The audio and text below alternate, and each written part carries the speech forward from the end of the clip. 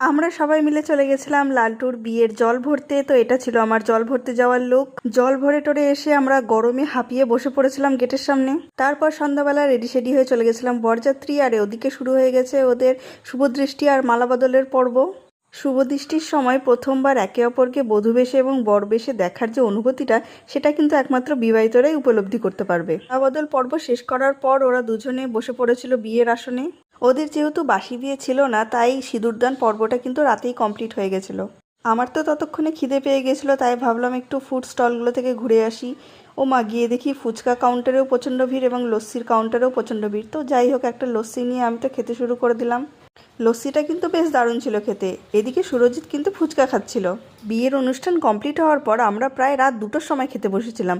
আর বাড়ি যেতে যেতে বেজে গেছিলো 2:30টা। আর পরের দিন ছিল বউ নিয়ে আসার পালা।